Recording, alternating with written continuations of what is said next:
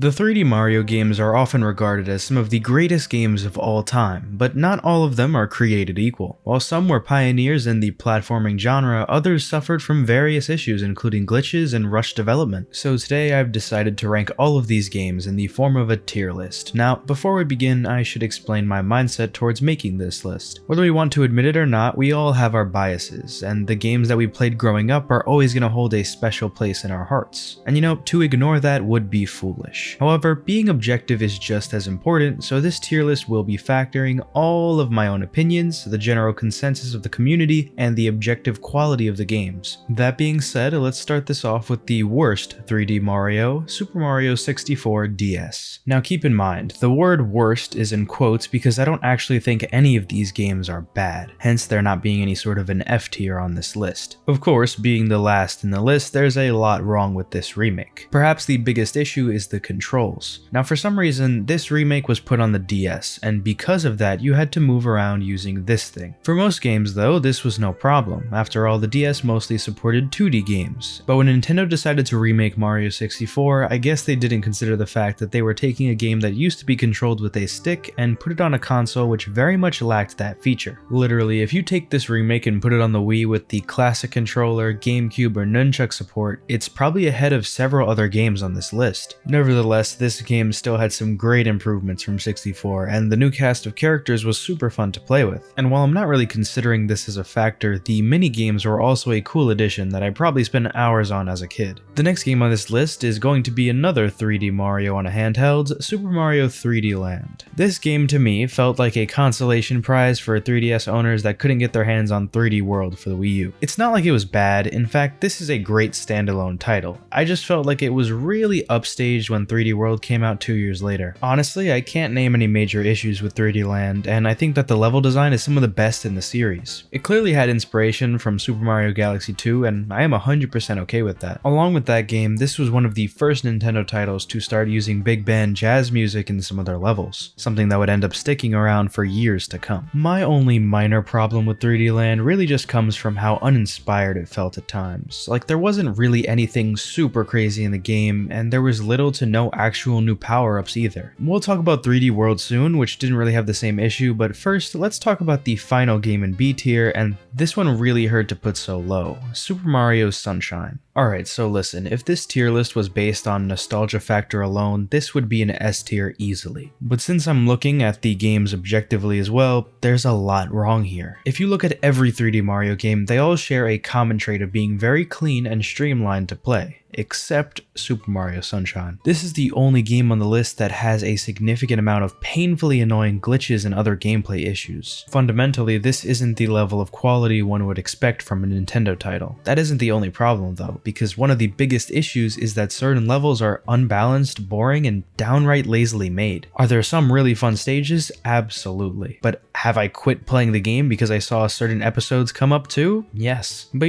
this isn't an issue since you can just skip the ones you don't like, right? Well, kind of. I mean, most of the bad levels are either secret shines or in the optional episode 8s, but doesn't that seem just a bit off to you? Like you're required to do 7 episodes in each of the worlds, and one of them isn't even unique, so it really just feels like you're not getting very much variety anyway. I don't think this game is actually that bad though, hence it being above at least some of the games here. Sunshine's music is some of the best in the whole franchise, the visuals can be stunning at times, and the movement system is my second favorite out of all the 3D Marios. I also think that the concepts Sunshine brought to the table were quite interesting, and I want to see them return eventually. The only reason why I can't bring myself to put this game any higher is just because I feel like the cons outweigh the pros. Whenever I play this game nowadays, I always end up getting frustrated with something out of my control. Fortunately though, Nintendo's more modern releases have been relatively bug-free, and the next title starting off our A tier is Super Mario 3D World. Alright, I have to be honest, this is one of the only games on here that I haven't actually played that much of. I mean, I've played a little bit, and I've watched a significant amount, so I can definitely say that this is an amazing title. If I had to summarize summarize this game, it's basically 3D Land with more characters, better music, visuals, power-ups, and level design. I don't actually need to say too much about this game because it's just a solid platforming experience that doesn't break any crazy new ground. The addition of Bowser's Fury years later certainly added value to the game, but even without that, it's still one of the most solid titles on this list. The next and final title in A tier might shock some people, but it's Super Mario 64. Alright, look, I didn't grow up with this game, so this opinion is basically all based on the gameplay itself. And let me say, it's damn impressive for it to be this high despite being almost 30 years old. I mean, it's not like this game is the smoothest to play either. The camera sucks and Mario's controls are quite weird to me. Here's the thing, that actually works because of what Super Mario 64 is. This is the first 3D Mario, and for some reason, that charm it has works in alleviating some of the annoyance when playing it. Of course, it has some great level design, not the best, but still good, and the music is all nostalgic even for those who haven't played the game much. To this day, this game is kept alive due to ROM hacks and speedrunners, and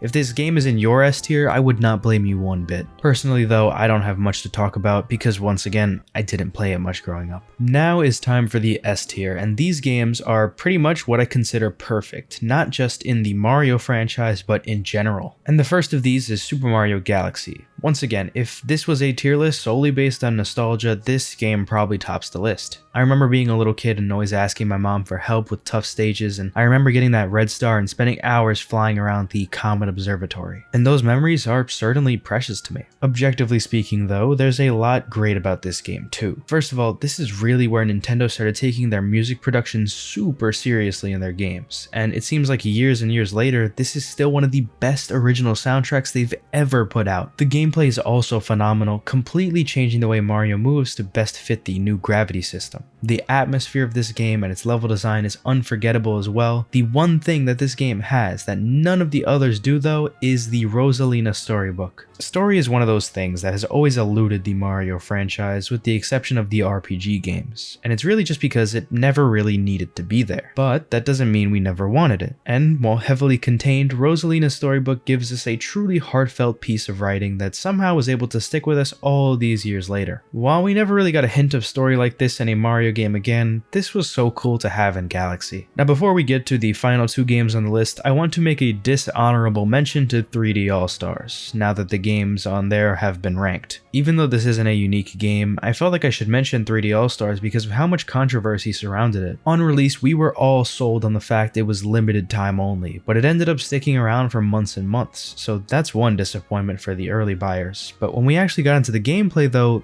these were bare bones emulated versions of these three classic games. Was I glad to have them on the console? Yeah, but I had been emulating them myself anyway for years, so it wasn't anything crazy for me. I just think that for $60, they could have done something a little bit more. I mean, you can't even change your controller binds besides the very basics. Also, this version of Super Mario 64 took out backwards long jumping, making this not even the most optimal way to play the game for people like speedrunners. Anyway, let's talk about my second best 3D Mario game, Super Mario Galaxy 2. Now, did this game lose a lot that Galaxy brought to the table? Yes, there was no Rosalina storybook and the hub world was pretty boring. But besides that, everything else was improved. First of all, we got Yoshi and his power-ups in addition to the bunch of new powers for Mario, and these all gave the developers a lot of options when making levels, and I think without them, this game would feel very bland. Next, the level design is a huge step up from the original. Like, it felt like Galaxy 2 gave us worlds that were so much more than just floating rocks in the sky. These stages were sometimes so large, and if you didn't look too hard, you might think you were in an open world game. Of course, the music was just as good too, making this game basically an all-around improvement to the original. I will say this has a bit less of a nostalgia factor for me, but even I can recognize how much it improved on from Galaxy 1.